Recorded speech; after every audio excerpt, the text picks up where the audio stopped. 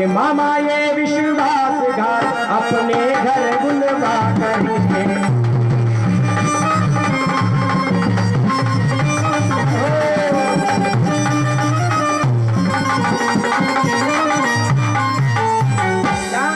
कुछ याद है मेरी जननी की, हे मामा कुछ याद है मेरी माँ की, अरे कुछ याद है मेरी जननी की, अरे तूने क्या दशा बनाई थी, खींचा दर्द से बाल पकड़ उस पर खड़ग चलाई थी।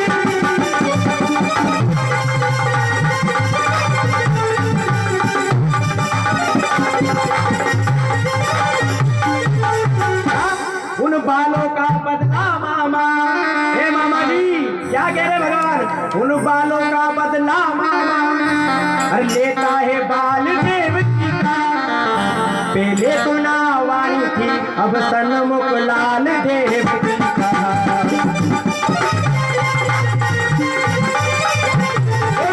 लाल की क्या समझा रहे भगवान, क्या हुआ मामा, ये हाथी द्वारे तूने मुझे मारने में कोई कसर नहीं छोड़ी। भगवान समझा रहे मामा ये हाथी द्वारे पर छोड़ा, जो हटे ना प्राण तलक लेके, प्राण छोड़े बिना नहीं हट सकता। मामा ये विश्वासघात है अपने घर बुलवा करके। और मामा कुछ याद है मेरी जननी की, तूने क्या दशा बनाई थी, खींचाता रथ से बाल पकड़ कर उस पे खड़ग चलाई थी।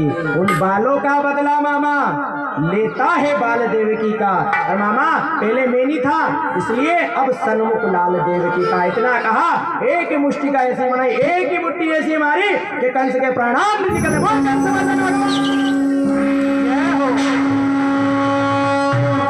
गोविंद भगवान की जय। चलो सारा कंस मर गया, दुख है ऐसे लगे।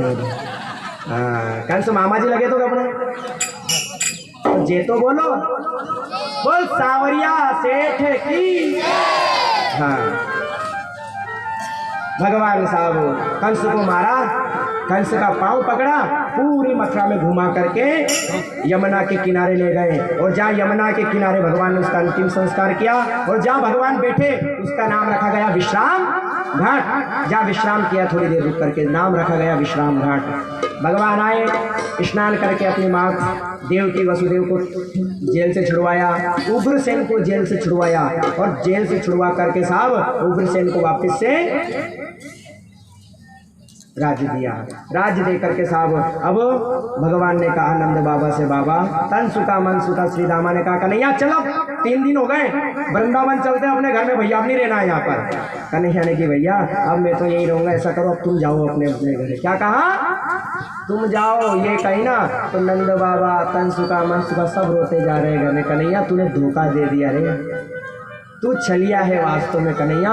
अब साहब भगवान मथुरा में रह रहे हैं, इधर समय बीतता रहा, देवकी वसुदेव के साथ में भगवान है, और भगवान अब विद्या अध्ययन करने के लिए, पढ़ने के लिए कहाँ गए, पढ़ने के लिए यूपी से, वृंदावन से भगवान आए मध्य प्रदेश में पढ़ने के लिए। कहाँ सांदीपनि के आश्रम उज्जैन में आए, अवंतिकापुरी में भगवान पढ़ने के लिए। भगवान पढ़ने के लिए आए, 64 दिन रुके। कितने दिन रुके भगवान, 64 दिन में भगवान ने 64 कलाओं से निपुण कर लिया। 64 कला है, 64 दिन में भगवान ने 64।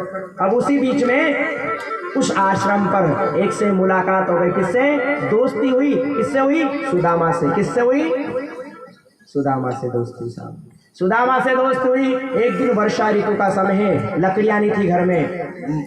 गुरु माता ने कहा भैया कन्हैया ऐसा करो, लकड़ियाँ नहीं, भोजन कैसे बनाएंगे, लकड़ियाँ लेने के लिए जाओ। अब भगवान लकड़ी लेने के लिए जा रहे हैं, इधर से सुदामा भी जा रहे हैं। सुदामा ने कहा चल कन्हैया चलते हैं। अब जा रहे थे, इतने में गुरु माता ने सुदामा को बुलाया, सुदामा इधर आ। कि क्या मैया, कि भैया ये 2 मुट्ठी चने ले जा। कितने मुट्ठी, 2 मुट्ठी चने ले जा, और ले जा करके याद रखना तुम्हें भूख लगे ना तो 1 मुट्ठी तेरे हैं, 1 मुट्ठी कृष्ण के हैं, भूख लगे तो खा लेना। चले गए, वर्षा हो रही है साहब, लकड़ियाँ इकट्ठी कर ली, वर्षा घनघोर वर्षा हो रही, चित्कार मार रहे हैं। एक पेड़ के नीचे भगवान बैठ गए और एक पेड़ के नीचे सुदामा बैठ गए। सुदामा को लगी भूख, और भूख लगने के कारण साहब वो लगी ना, तो उसकी मुट्ठी जो थी ना चने की, वो चने खाने लगा। अब चना ऐसी चीज है जा खापा बैठ जा वहाँ से कई मन गारो भी खा जा चना खाता खाता के तो अपनी बोकड़े में नहीं खा जा खाओ नहीं खाओ ईमानदारी से झूठ नहीं बोल रहा चना ऐसा स्वाद दे कि जहाँ सेकला नहीं वहाँ से उठवा की इच्छा नहीं भले पेट भरा जा पर उठवा की इच्छा नहीं हो चना के तो गारो खा जा फिर बाद में थोड़े गारो खाइयो रे चने ऐसी चीज है। अब सुदामा खा रहा और खाते खाते इतना शौक बढ़ गया कि एक मुट्ठी तो उसकी खा गया और दूसरी मुट्ठी कन्हैया की खा रहा था और इतने में दांत बज रहे थे चने खा रहा था। अब भगवान तक आवाज पहुंची भगवान ने की क्यों रे सुदामा ये दांत क्यों बज रहे क्या है गड़बड़ है।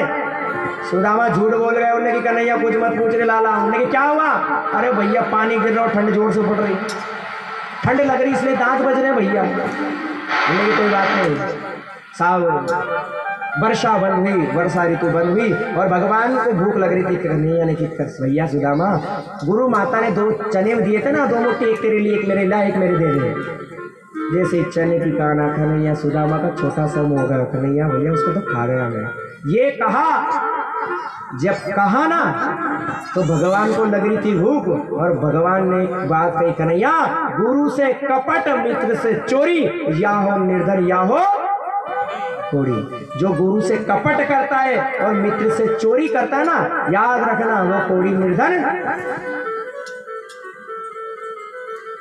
एक कथा ये भी आती है ये चने सुदामा ने जान करते भगवान को नहीं दिए चने श्रापित थे किसके थे एक गुड़िया के श्राप से ये चने थे साहब। एक बार क्या हुआ एक गांव में गुड़िया भूखी थी 2 मुट्ठी चने इसने इकट्ठे किए उस गुड़िया ने इकट्ठे करने के बाद में उस गुड़िया ने रात में उस लाल कपड़े में बांध कर रख दिए सोच रही है कि हो ना हो ऐसा करते हैं सुबह खाएंगे उठ करके नहा करके भोग लगा करके सो गई। रात में चोर आए और चोर ने देखा लाल कपड़े में ये चावल ये बन रहे थे 2 मुट्ठी चने चोरों ने सोचा हो ना हो इसमें जीरे जवार आते हैं चोरों ने पोटली उठाई और उठा करके भग गए और भगते भगते ये चोर जैसे कहाँ है सांदीपनी के आश्रम पर और आकर के जैसे देखा ना चने हैं तो वापस चोरों ने गांठ बांधी और सांदीपनी के आश्रम पर पटक गए पटके। अब जैसे वो बुढ़िया सुबह उठी ना अब उसने उठ कर करके अब जैसे देखा ना चने नहीं है अब भूख के मारी वो बुढ़िया व्याकुल थी भूखी थी व्याकुल थी इसलिए उसने बुढ़िया ने श्राप दिया कि जो भी मेरे चने को खाएगा वो निर्धन ये श्राप दिया ना साहब तो ये श्राप है तुमों का वो चने थे इसलिए किसको दिए सुदामा को। सुदामा जानता है भैया मैं जीते जी मेरे कन्हैया को निर्धन नहीं होने दूंगा। कहा गया भगवान चले गए साहब। आज भगवान की आंखों से नेत्र से आंसू बरस रहे 64 दिन रुके और रुकने के बाद